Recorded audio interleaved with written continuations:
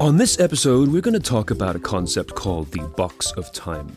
It's not a science fiction reference. It's an incredibly powerful way to manage time, not by making lists or prioritizing tasks, but by managing other people. That's the difference. But to do this, we must first talk about bonsai trees, because that's how the CoolTimeLife podcast series works. The techniques focus on people and mnemonics, the way to remember these techniques that come from all around us. In this case, it's bonsai trees. Hello and welcome to CoolTimeLife. I'm your host, Steve Prentice. Each of our CoolTimeLife podcasts focuses on a topic dealing with people, productivity, technology, and life, and each offers a solution that you need to know about to thrive in today's increasingly busy world. The episodes in the CoolTimeLife series are designed to be evergreen and are updated as needed, and an index is available at steveprentice.com under the podcast link. Now, if you've not seen a bonsai tree before, you can Google a bonsai, B-O-N-S-A-I, to see a whole bunch of great images online. A bonsai tree is a perfectly normal tree, genetically speaking, that has been placed in a pot to restrain its growth. The pots are usually a few inches wide, and because a tree will only grow as far as the roots can extend, the hard edge of the pots stops the roots from going any further, and therefore stops the tree from growing any taller. So the art of bonsai is to maintain a perfectly healthy, genetically pure tree in a small scale. There are two different styles, generally speaking, one being Japanese and the other Chinese. The Japanese style generally favors shaping trees in a dramatic, windswept style, as you would find in nature, where the Chinese style, officially called Penjing, focuses more on a controlled and more symmetrical style, generally speaking. But regardless, a bonsai tree is a perfect tree. It's a perfectly natural living organism just held in check by the solidity of its surroundings. So what does this have to do with people and time management? There is a substantial parallel here. People and trees are living creatures, and human beings also need and respond to delineations. Delineations help define limits, and limits help us stay alive. Here's an example. Let me take you back to high school gym class for a moment. Imagine yourself standing out on the soccer field or the football field, possibly on a frosty November morning for gym class, first period. You hear the coach telling you one of these two commands. Either go out there and give me 12 laps around the field, or go out there and start running until I tell you to stop. So my question to you is, which one of these commands is the lesser of the two evils? Most people will say that the first one is the lesser of two evils. 12 laps is less evil because at least it's finite. You can gauge the amount of energy required to get through this exercise, and that's a very important point. It is a known. It's a known fact. You know when you'll be able to stop. There is something here you can muster your energy around, and you can get through this. Just get through these 12 laps in this cold air, and then it will be done. It is the anticipation of this finish line that allows people to do amazing things. If you didn't know when the ordeal would be over, your body would instinctively revert to a state of conservation, holding back from exerting too much energy out of the simple need to stay alive. Now, this all sounds pretty dramatic in a high school gym class scenario, but the point is, no matter what the scenario is we're facing, whether we're stuck on the side of the road in an icy storm or dealing with gym class or facing yet another Zoom call, we as humans need to know when things are going to be over. If you want to motivate and influence people to work with you to show up to meetings and to video chats on time, or if you want them to leave you alone to get some more work done, whether you are in an office or working from home, if you need them to deliver that piece of a project that you're working on, any time that people need motivation, the primary lever to get them to do what you want them to do is a delineation, a fixed line in the sand, a fixed box of time. So let's apply this now to a live phone conversation. I have always felt that talking live with someone is much more time efficient than sending messages. In fact, one of the greatest wastes of time in the working world is the game of messaging ping pong. Whether it's email, SMS, or any sort of texting app, it comes down to a back and forth game. I send you a message, you send one back to me. If I'm in a meeting, my reply might be delayed, which might annoy you a little bit. Perhaps I don't quite understand the meaning of what you just texted. Text without context can be easily misconstrued. Since I don't quite understand what you said, I send one back and the conversation just keeps on spinning its wheels because at the end of the day, text-based messaging is not an intuitive communication technique. There's no subtlety, no context. It's a very sterile medium. That's why emojis were invented, to try and at least clarify some of this vagueness. So many situations could be much better handled if only we allow the time to speak live, one-on-one, face-to-face or voice-to-voice, over the phone, or over video chat like Zoom or Microsoft Teams. Whether the goal of the conversation is to solve a problem or get creative, to work together on something, or to simply inform someone, using vocal tone and body language to convey its meaning, the synergy comes from the meeting of two minds that can get things done far more efficiently than text alone ever could. So what's the problem? Why is it so hard to get people to want to take that call? One of the main reasons is they don't know how long it's going to last. We're all busy. We don't have the time just to take calls of indefinite duration. So we let phone calls go to voicemail and we ask people, just send me an email. Now that's sad because a 5-minute or even 10-minute conversation will yield more creative or problem-solving output than any number of emails you could possibly send. There's a synergy and a rhythm to live communication that gets much more done and tends to reinforce professional relationships at the same time. So to motivate someone to want to take your call, the single best trick you can use is to let them know how long the call will be and then stick to it. It's not the agenda that is most important, it's when it's going to be over. This is not to say that an agenda or an objective is not important, but the expectation amongst most of your time-starved colleagues is going to be that we can do this via email or text message. To make live conversation more important and more attractive in their minds, the most significant factor is when it's going to be over. So this is what I call the box of time. It's just like that pot that holds the bonsai tree, or the knowledge that the gym class running task is 12 laps and no more. People can muster the willingness to meet live if they can see the borders around the event. I might say to you, for example, let's have a call tomorrow at 2 o'clock for 10 minutes. I will call you. So there are 3 fixed, finite, and survivable things in that statement. 1, the day that the call will happen. 2, the time the call will happen, and 3, how long the call will be, and actually 4, who will initiate the call. So there are 4 fixed finite things in that message. Those are all incredibly comforting facts. This becomes the box of time. 10 minutes. You can handle that. And it is far more appealing than simply saying, I'll call you tomorrow, which puts people on the hook of uncertainty by being so completely vague. So if you want to motivate people to do something, give them something tangible, something closed and defined, a 10-minute call at 2 o'clock tomorrow. Or perhaps I'll offer you the choice, such as 2 o'clock or 4 o'clock tomorrow. Which one of those is better for you? Let me know and we'll talk for 10 minutes max.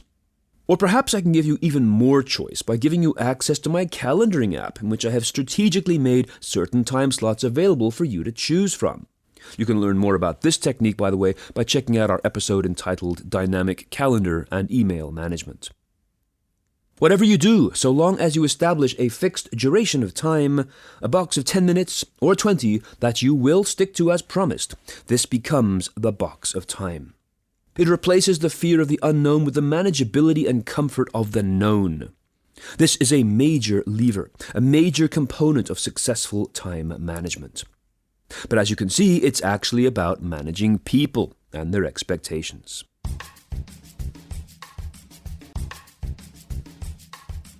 Have you ever felt compelled to respond to an email or a message at 11 o'clock at night? Do you know what that does to the person at the other end? It conditions them. It conditions them to expect the same kind of behavior from you consistently, regularly, and forever. What seems to you to be simply just getting something off your desk, or perhaps providing excellent customer service, can actually condemn you to a lifetime and a lifestyle of the obligation to be constantly available 24/7. You condition people through your actions to expect the same kind of behavior constantly, which, in effect, takes control over your time out of your hands. There is a better way, one that allows you to be available, but on your terms and in a much more controllable manner. And this again is where the box of time comes to the rescue. That bonsai tree pot. As a single example, you can set up a published schedule that says, I'm available between 9 and 6 p.m. If you leave a voicemail or send me a message outside of those periods, I will get back to you at 9 o'clock or so tomorrow. Something like that. Something that sets up boundaries and manages people's expectations of when they can hear back from you, rather than forcing them to take matters into their own hands. Another technique is to use your calendar once again, leaving strategically placed empty zones where they can choose a time. Yes, that's called working by appointment. Doctors and lawyers do it. And why? Because they are taught on day one to value their time and not give it away. You can be like that too. You deserve to value your time. You can create available time slots on your internal calendar like Microsoft Outlook, or if you deal with a lot of external people, by using an online version of your calendar like calendly.com. These tools make available boxes of time that your customers, whether they're internal or external, can not only pick and choose a time to connect with you, but are also aware of its duration. That's the box of time once again. And they are satisfied because their needs and expectations are being met. The actual time availabilities that you set up are up to you, of course, but setting them up gives people something they can work with. It makes your calendar a tool of influence and productivity, not just an appointment diary. People can be flexible if they're given alternatives that they can live with. This is like water flowing around a rock in a stream. The water will move around the rock to find a path of lesser resistance. Your availability and non-availability are the rocks in your stream. People can move their actions and expectations around these blockages, providing there is something else to go towards. Imagine you had to go to the dentist. Someone says to you, "Hey, can we meet tomorrow at 10 o'clock? And you say, "Sorry, no, I've got a dental appointment." It's very unlikely that that person will say, "Well, no problem, I'll just come with you and I'll sit in the chair next to you while you're having your teeth cleaned and we can speak while you're doing this." No, they'll wait until you come back because that is a suitable and acceptable rock in their stream. It's a suitable social excuse, and they can move around it, they can live with it, and life goes on. What I'm suggesting is the same principle can apply to other things. If you have some work you need to get done, some focused time you really need to focus without being disturbed, or you want to go home at a certain time, 5 o'clock, 6 o'clock, set up these boundaries. Condition people by publicizing and communicating these boundaries, respecting them yourself, and not falling prey to the temptation of responding to emails or responding to messages outside of those boundaries. Everything you do conditions other people. Even if you reject all of this advice and just go your own way, even if you choose not to condition people, you are still conditioning them through your actions. But remember, human beings like to be led. They like to be guided. They thrive on the comfort of a known fact as opposed to an unknown one. Knowing I have a video chat appointment with you tomorrow at 10 o'clock is far more comfortable than not knowing when we will be able to connect. 10 o'clock tomorrow might feel far away, but it's something that we can live with. It's something we can anticipate and count on. There's great value in that. Not only in the context of the meeting itself, but more importantly, in the context of our relationship. This is your chance to guide and influence other people through the box of time.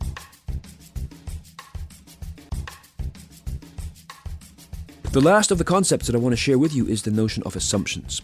People will always assume things if they do not have facts to back up what they see. Assumptions are natural. People come to them just because they need to fill a void in their perception of reality. So once again, the box of time concept, this tangible notion, comes into play in the obligation for you to deliver to people hard facts. Imagine you are in your office or virtual online environment and you are spending some time focusing on your work. Because of this, you don't say hi when someone passes your desk. The immediate assumption that people might make is that you're not responding because you're having a bad day, or maybe because you're being rude. Or if you're online and you have your camera off, or you have it on but you're looking really bored, these are problems. They're small, nagging issues that have the potential of growing into something more, something that will further erode a relationship. But these types of assumptions can be easily corrected by simply introducing people to the facts. Guide them. For example, if you're looking to schedule some focused time in your day, time when you are unavailable, or if you need to leave your workplace at a certain time, or if you want to leave your Zoom camera off to preserve bandwidth or reduce eye fatigue, a very real problem, by the way, then take the initiative and deliver the facts that will remove people's instantaneous and erroneous assumptions. You must bring up the facts to meet this type of fear response that is giving people the wrong impression. All of these concepts in this podcast come up to one thing really, which is that the known always beats the unknown. But the human mind is such that when it does not know something, it seeks an answer wherever it can find it. If you are looking to guide people, give them a box, give them a fixed, finite duration. Answer the question, when will it be over? When you're calling a meeting, the agenda is not the most important item of the meeting. The agenda should have already been agreed upon, that's why we have this meeting. The most important thing that will make them show up on time, ready and engaged, once again is, when is it going to be over? When will this meeting be done? That's what's going to allow them to muster the energy and stamina to get through this event. Just like the 12 laps around the field. When you have a phone call, when you have any sort of interaction, think that the first thing that comes to their ears and to their awareness is, when will this be over? That is the primary motivator of human action. So, there you have it, my little podcast about the box of time, and how a little delineation goes a long way towards managing people's expectations and getting them to work with your priorities. If you have a comment about this podcast or a concept you would like to hear in a future episode, you can drop me a line through the contact form at steveprentice.com, where you can also find my social media links and a list of my books. A full listing of past episodes is available at steveprentice.com under the podcast tab. I update the episodes regularly so that the concepts do not get dated as time goes by. So check them out and download whatever feels good. And if you feel you are getting value from this series, please do leave a review at your podcast platform, and if you want to, you can support us on Patreon. Contributions from our listeners allow me and my team to spend more time researching and preparing our podcast series. So if that feels fair to you, please visit patreon.com/Steve Prentice, StevePrentice. So until next time, I am Steve Prentice. Stay safe, and thanks for listening.